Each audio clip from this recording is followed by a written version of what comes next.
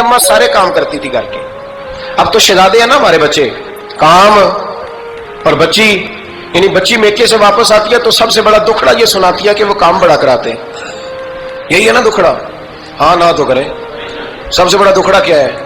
پتہ نہیں کیا کراتے ہوں گے, ہال نہیں چلوا لیتے کہیں, یا کچھ چکی نہیں پسوا لیتے, پتہ نہیں کون سا ایسا کام ہے.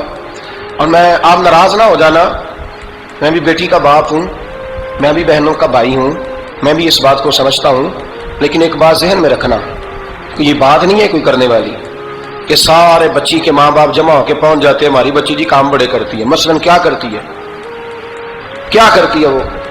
آؤ میں بتاؤں میرے مصطفیٰ کی بیٹی کیا کرتی تھی.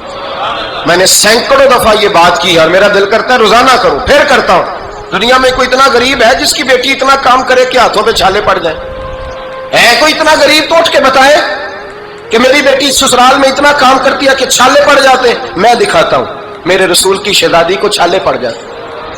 کچا مکان جناب فاطمہ جناب فضا کی لونڈی تھی, ان سے مٹی منگاتی اور گھر میں لیپا پوتی کرتی, پھر جھاڑو دیتی. امام حسن اور حسین کے درمیان پورے سال کا فرق نہیں, 11 مہینے کا فرق. دونوں بچوں کو سنبھالتی.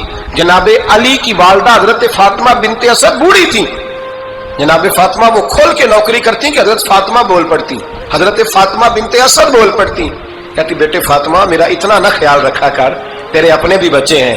جناب فاطمہ فرماتی آپ صرف علی کی ماں تو نہیں نا, آپ میری بھی تو ماں ہے نا. یہاں بیبیاں فلسفہ بیان کرتی ہیں, وہ کہتی ہیں جی کس حدیث میں آیا ہے ساس سسر کی خدمت فرض ہے؟ میں نے کہا کسی میں بھی نہیں آیا. ہم کیا کہہ رہے ہیں, کسی میں بھی نہیں آیا, لیکن یہ تو آیا ہے نا کہ شوہر راضی ہو تو اللہ راضی رہتا ہے. تو اگر شوہر ماں باپ کی خدمت سے راضی ہوتا ہے تو کرو خدمت, اس کو تو راضی کرنا ہے نا, اس پر تو توجہ دو. حضرت فاطمہ پھر چکی پیستی. چکی چکی یہ آسان جملہ نہیں, کہہ جاتے ہیں ہم, سن لیتے ہیں آپ. چکی پیس کر, جو پیس کر اس کا آٹا بنانا, پھر بچوں کے لیے کھانا پکانا. پھر ایک دن کہنے لگے علی آپ کی آمدن تھوڑی ہے, خرچے زیادہ, چرخانے لا دیتے.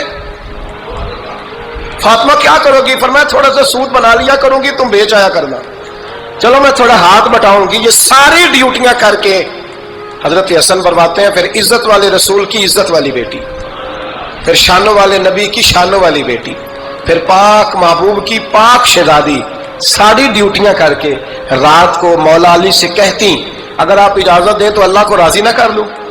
حضرت علی فرماتے فاطمہ جیسے دل کرے. تو امام حسن کہتے ہیں پھر میری ماں مصلی بچھا لے, مصلی, اور پھر ساری رات وہ نماز پڑھتی, ساری رات. اور فرماتے ہیں جب سویرے ہاتھ اٹھاتی تو پہلی دعا یہ کرتی اے اللہ میرے رسول کی امت پہ رحم فرما, اے اللہ میرے رسول کی امت پہ رحم فرما. تو کہتے ہیں زمانے بیت گئے یہ دعا سنتے تھے. ایک دن میں قریب گیا تو میں نے کہا امی حضور کوئی دعا میرے لیے بھی کر دیں, کوئی حسین کے لیے بھی کر دیں, کوئی زینب کے لیے بھی کر دیں. ساری دعائیں امت مصطفیٰ امت مصطفیٰ امت مصطفیٰ. کتنا بڑا جملہ ہے, کتنا بڑا. شیخ محقق نے لکھا ہے کتنا بڑا.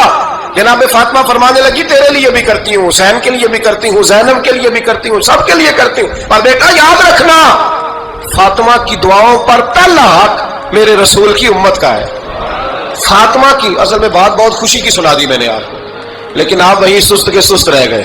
یہ کسی عام آدمی کی دعا نہیں, پیر صاحب کی, درویش صاحب کی رٹی رٹائی دعا نہیں, یہ سیدہ فاطمہ کی دعا ہے.